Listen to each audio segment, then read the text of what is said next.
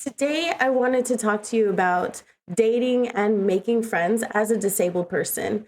I am a full time wheelchair user. My name is April Honey, if you're new here. And I wanted to talk to you guys about putting yourself out there in this new world of dating. Dating's already a scary thing, but there are some red flags that you're handed that sometimes you excuse away. And let me tell you right now, don't ever devalue yourself because that just gives somebody else an opportunity to devalue you.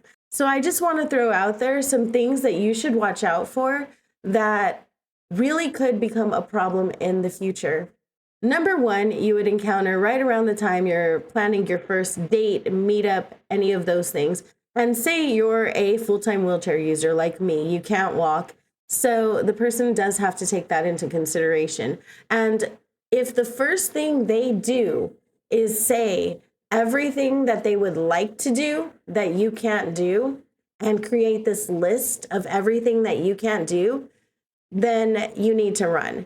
Let me give you an example. So, say you're setting up your first date with somebody and they tell you something like, "Oh, I really would have loved to take you here, except it's not accessible," or I don't know. Everywhere I like to go just isn't really for you. Um, oh man, you really can't do a lot, can you? Then run. Run. They should, by this point, by the time you're setting up your first date, they should have known that you're in a wheelchair. They should have already known what your limitations are. They should have been prepared for this moment. If they really wanted to date you, they would have been prepared for this moment and excited about something that they could do for you instead of sitting there and reminding you of everything you can't do. This sets you up to feel like a burden later. And if you allow it right now, then let me tell you, in a year or two, you're going to still be reminded of everything you can't do. You deserve so much better than that. You would never do that to another person, and you deserve better than that. So if somebody is starting off right away with a list of things you can't do, the one major thing you can't do is date this person because they are not for you. Okay, number two of the huge red flag party is exploiting your fears. Now, say you tell somebody that you're terrified of something, that it really scares you, that you would never want to be around it. Clowns, right? You saw Stephen King's It when you were 6 years old, and you've been terrified of clowns. You've been to therapy, you can't get over it, and they plan a date to the circus. And you tell them that you're afraid of clowns, and then they complain that they bought the tickets, that it's inconvenient.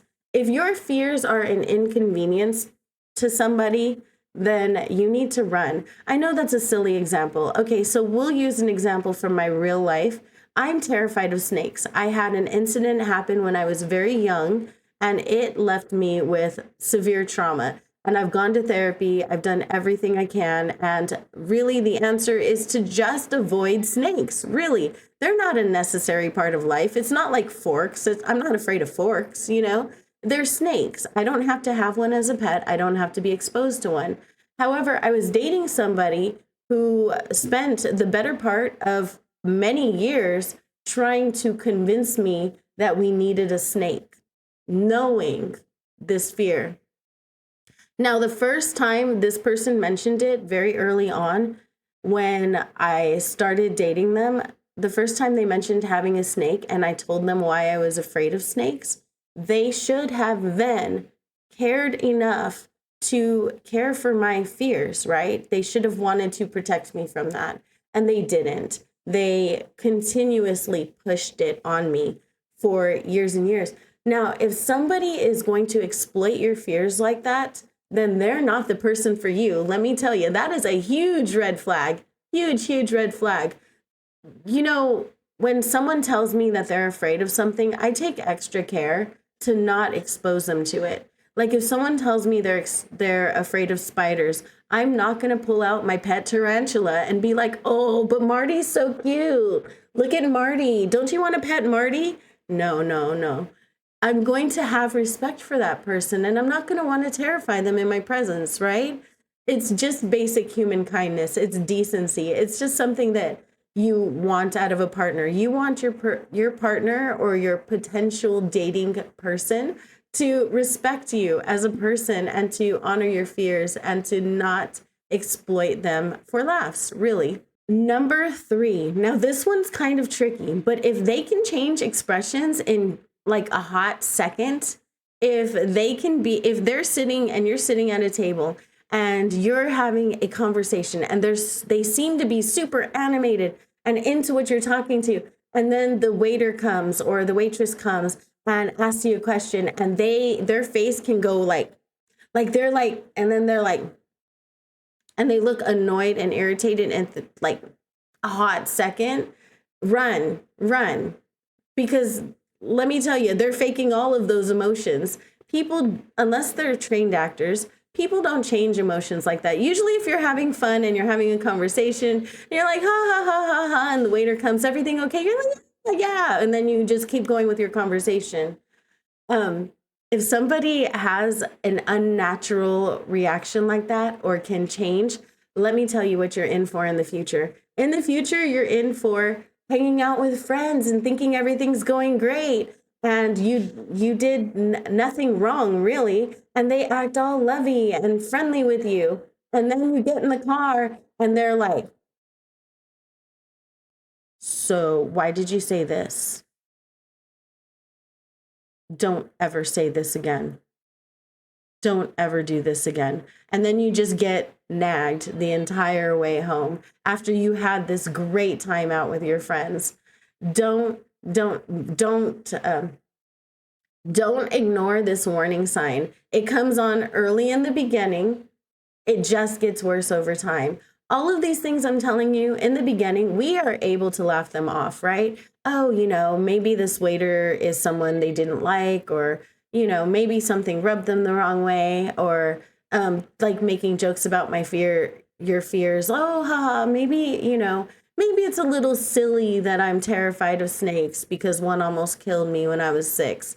I can see the humor in that. If you start making excuses for these things now, then you're going to be in for a lifetime of excuses because they're not going to get any better. Know your worth before you start dating and have established boundaries before you leave the house. Number 4 is one where if you hear this in the first 5 dates, you need to run. I've never felt this way about anyone. If somebody says those words, that is the number 1 sign of a toxic relationship to come. If it is moving faster than what would feel normal to you, if you're caught up in this wave of emotion, run. Because it should not be like that the first week. This is setting you up for a relationship full of highs and lows and love bombing and devaluing. And it's just going to set you up for a roller coaster ride. No one should ever be telling you that they've never felt that way about someone in 3 dates. That's something they say like 6 months to a year in when they're proposing to you, That's not something that you say to somebody right away. That's not the sign that you're going to get into a good and stable relationship. That is basically tearing down your defenses so that you give in and that you become whatever it is that they need you to be. Don't fall for that. Please, please, please. Very likely when someone is saying, I've never loved anyone the way I love you right now, and it's 3 dates in, they don't know what love is, and they're not going to learn. So yeah, run. That is just a big, big red flag. Just run. Okay, so if you're like me and you have a disability or any type of chronic illness or anything that may not be quote unquote normal about you, is just a little bit different, and someone makes a disparaging joke about it, run. Don't excuse that. That is not okay.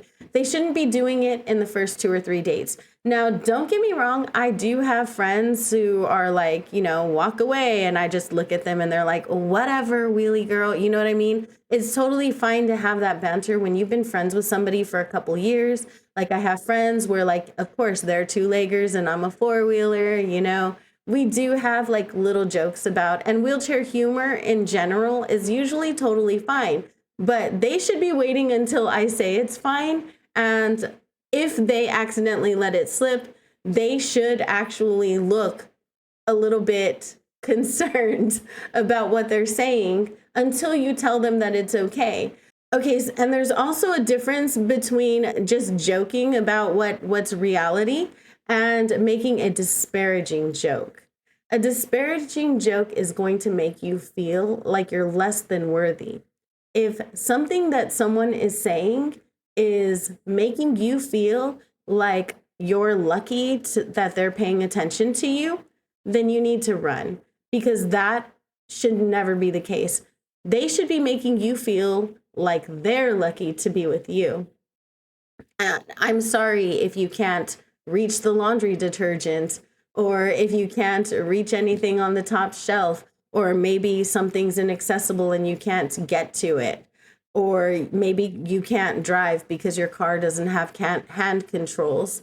They're still lucky to be around you. I'm sorry, they're not doing you a favor by being more able-bodied. Think about it. If the roles were reversed, would you be like, oh my gosh, you can't even like stand up and take a shower?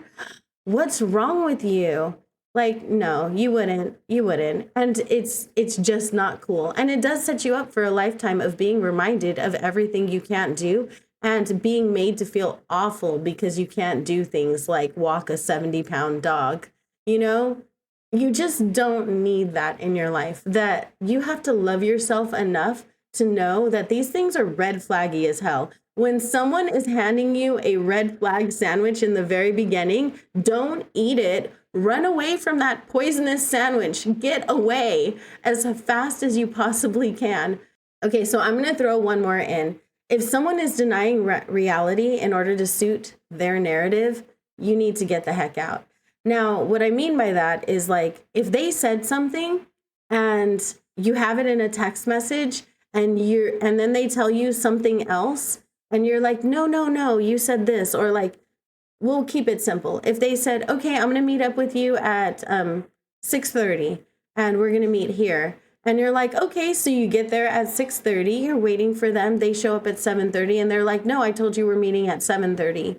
And you're like, no, clearly on this text message, you said 6:30. And they're like, you can't deny my reality. And they immediately start gaslighting you that they didn't say 6:30, even though you have like evidence. And if someone says this to you in order to deny actual reality, if they say, you can't deny my reality just to suit your reality, get out. Get out. That means, for one, they're woke. They've been listening to a little bit of therapy. They've been in therapy. They're probably, more than likely, they have some narcissistic tendencies. So they know a lot of buzzwords because they've been in therapy, but they've also bamboozled their therapist. Narcissists do really well in therapy because they'll charm the heck out of whoever it is that is their therapist, and they will twist reality and turn it in any which way that suits them.